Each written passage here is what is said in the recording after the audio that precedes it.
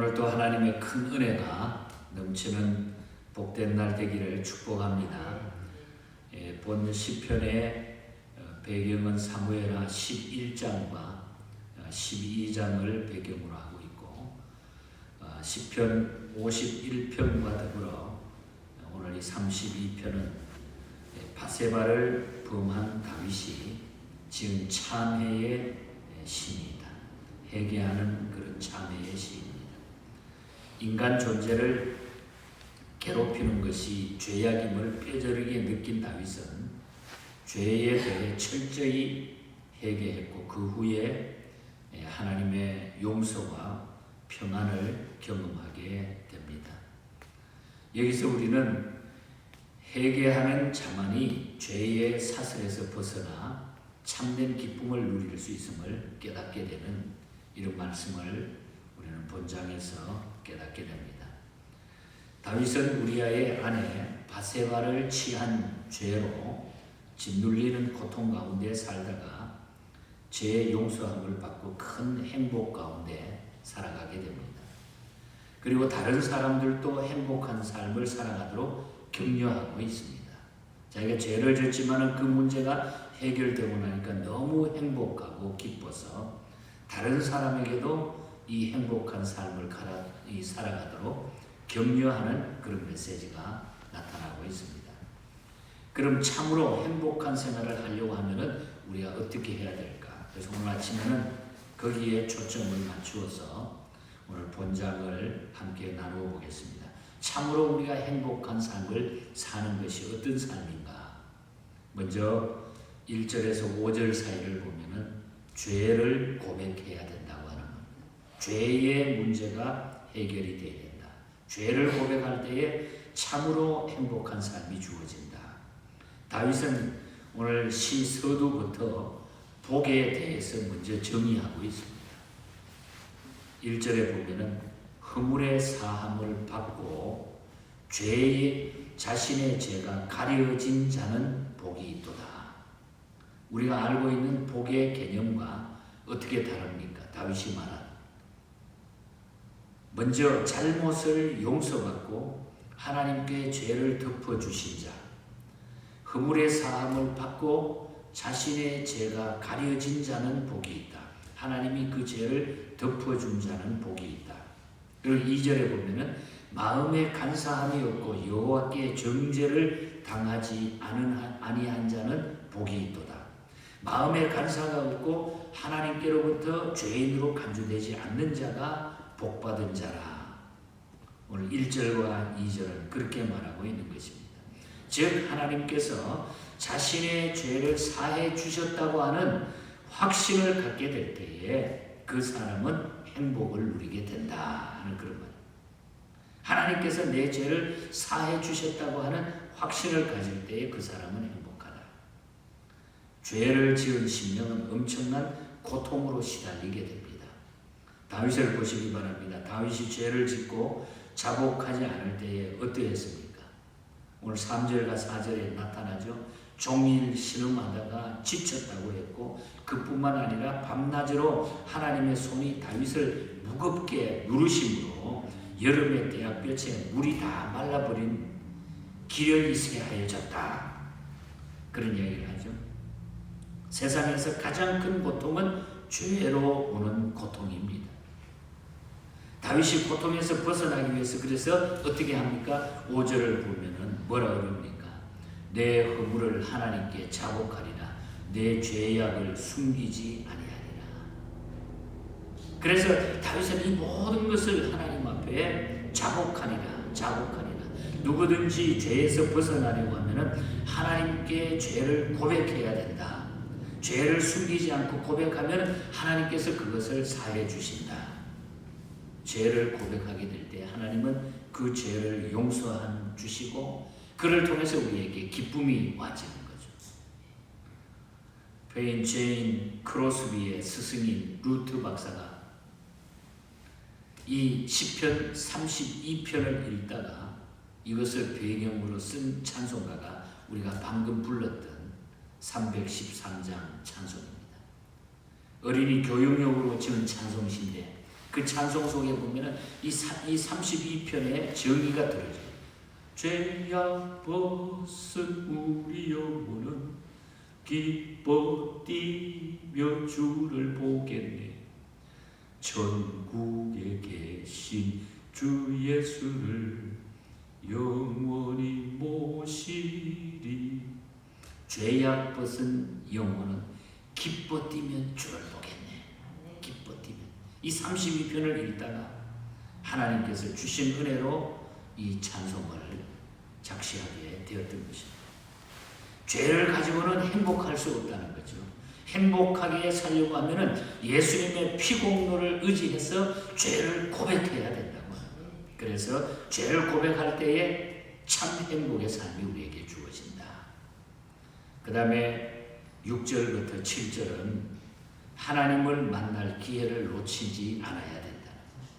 참 행복한 삶은 하나님을 만날 기회를 주셨는데 그 만날 기회를 놓치지 말아라. 큰 고통에서 다윗은 재용서함을 받았습니다. 그 결과 그에게는 기쁨과 평화가 강물처럼 넘쳐났다고 그랬습니다.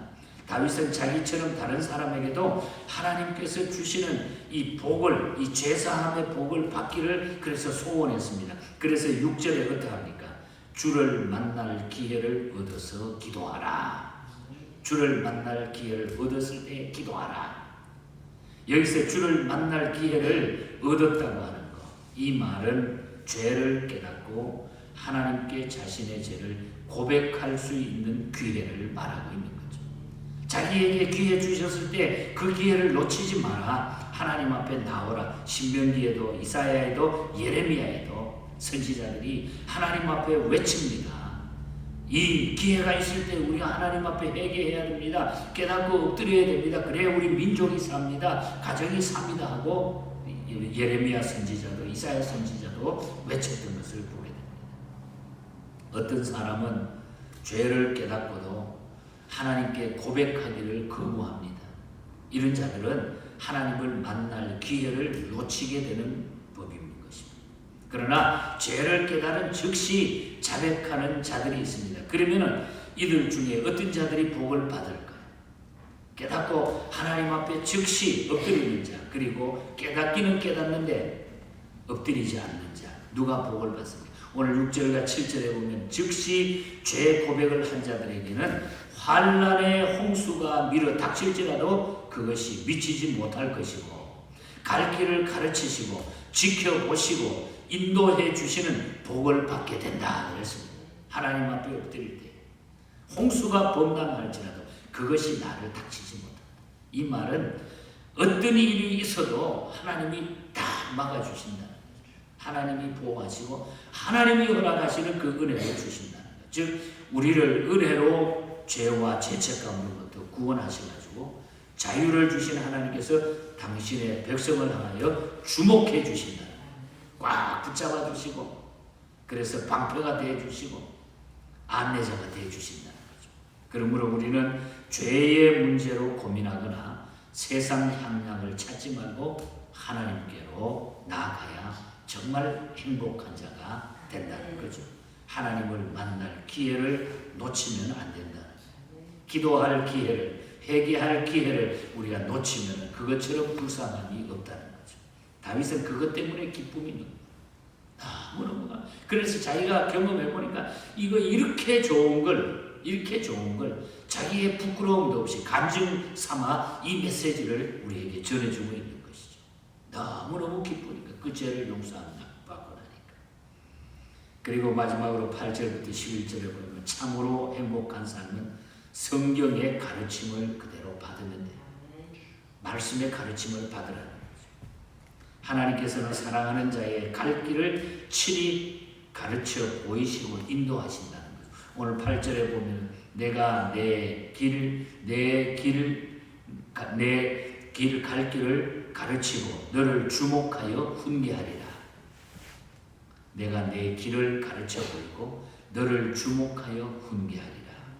그런데 하나님께서는 하나님의 말씀인 성경을 통해서 매일 훈련시키며 그날의 할 일을 가르치시고 오늘 또 우리를 인도해 주신다는 거죠.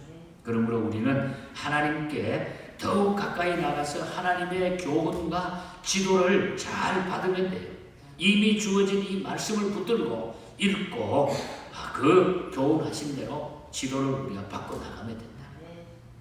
그럴 때에 비로소 우리는 하나님의 다함이 없는 사랑을 받게 되고 우리에게 참으로 행복한 삶이 주어지게 될 줄 믿습니다. 그러나 오늘 9절에 보니까 말이나 노새처럼 무지하면 말씀에 가르치면 순종하지 못해가지고 하나님의 인도를 받지 못하게 된다 그랬어요. 9절에 보니까 말이나 노새같이 되지 말라 그랬어요. 미련한 자가 되지 말라는 거예요. 말이나 노새와 같은 짐승은 강제로 이끌지 않으면 복종시킬 수 없는 동물이에요. 강제로 복종을 시켜야 강제로 막 두드려 패고 해야 겨우 따라오는 거지 스스로가 따라올 그 짐승이 아니라는 거죠. 하물며 사람인 우리지만은 하나님의 말씀으로 가르침을 받고도 우리가 깨닫지 못한다면 짐승과 다를 바가 없다. 그래서 시편 기자가 이 말씀을 다시 한번 반복했죠. 시편 49편 20절에 보면 뭐라고 했어요? 존귀 하나 깨닫지 못하는 자는 멸망하는 짐승 같도다. 짐승 같다. 짐승 같다. 우리 모두는 성경의 가르침을 잘 받아서 행복한 삶을 살아가시기를 주님 이름으로 축복합니다. 우리가 하나님께 헌신하며 행복한 생활을 영위하려고 하면 매일 하나님의 뜻에 그래서 우리가 만족해야 된다. 이를 위해서 말씀으로 늘 우리가 가르치고 매일매일 day by day 매일 하나님의 말씀을 우리가 먹으면 돼. 먹고 기도하면 그것이 우리에게 제일 행복이라는 거죠. 오늘 10절과 11절을 읽어드리고 마칩니다. 10절에 보면 악인에게는 많은 슬픔이 있으나 여호와를 신뢰하는 자에게는 인자하심이 두루리로다. 11절에 너희 의인들아 여호와를 즐거워할지어다. 마음이 정직한 자들아 다 즐거이 외칠지어다. 회개를 경험한 이 기쁨을 간직한 다윗이 자신있게 주님을 찬송하며 우리에게 메시지를 던져주는 기쁨의 뜻깊은 그런 메시지. 참회의 시지만 다윗이 얼마나 우리 주님을 사랑했고 그가 복된 자였는가, 그가 정말 행복한 자였음을 이 말씀을 통해서 우리가 알 수가 있습니다. 다윗이 그랬으면서도 우리는 나는 뭔가 우리는 다윗도 저렇게 복을 받았는데 우리는 더 큰 복을 하나님 앞에 누릴 수 있는 자격이 있다는 거죠. 이 하나님을 영원토록 사랑하며 기쁨으로 행복한 삶을 사시기를 주님 이름으로 간절히 축복합니다. 하나님 감사합니다. 이렇게 다윗이 엄청난 죄를 범하고 가슴 아파 하나님 앞에 비탄하며 엎드렸을 때에 하나님의 큰 은혜를 받았습니다. 그리고 그것이 너무 행복했습니다. 그 문제를 통하여 주의 복음이 증거되고 그리스도가 그 가문에 탄생하는 놀라운 역사까지 경험하게 되는 복을 얻었습니다. 하나님 앞에 엎드리는 자에게 인도하시고 지켜주시고 하나님 보호의 축복을 주신다고 했사오니 이 영원한 복을 저희들이 누리게 하여 주시옵소서.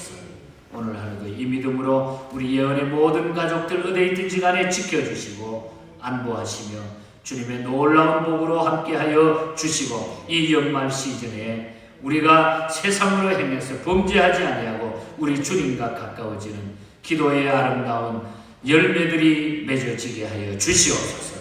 거룩하신 예수님 이름으로 기도하옵나이다.